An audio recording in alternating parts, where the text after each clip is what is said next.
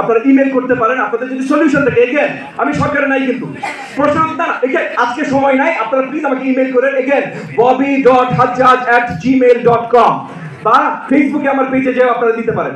আপনার দুটো প্রশ্ন, প্রথমটা হলো নাগরিক স্বাধীনতা। নাগরিক স্বাধীনতা আসলে আমরা হস্তক্ষেপ করতে পারি না। তবে এটা কিন্তু প্রথমে যে কথাটা বললাম যে শিক্ষা জন্ম কেন হলো না বুঝতে পারলাম না। এখন আসেন একটু নদীতে, উনি বলেন যদি পারেন নদী একটা নীল পানি করে দেখেন। দেখেন এইসব হচ্ছে খুব গভীরে না যেয়ে কথাবার্তা।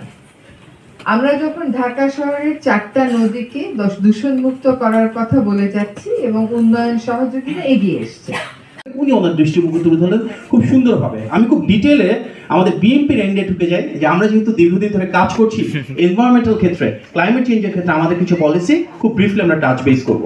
প্রথমে আমরা সেই বাংলাদেশ চাই যেখানে সাস্টেনেবিলিটি এবং ন্যাচারাল ইকোসিস্টেমটাকে প্রিজার্ভ করতে হবে। আমরা গত 16 বছরে তথা করেছি এবং এই ধরনের লিডারশিপ আমরা চাই আগামী বাংলাদেশে। করিম ভাই আছেন, আদিব সহ আরো যারা আছেন। তো আদিব নদী দখলের কথা বলেছে, আমি আস্তে আস্তে গাড়িতে বসে দেখছিলাম যে আদিব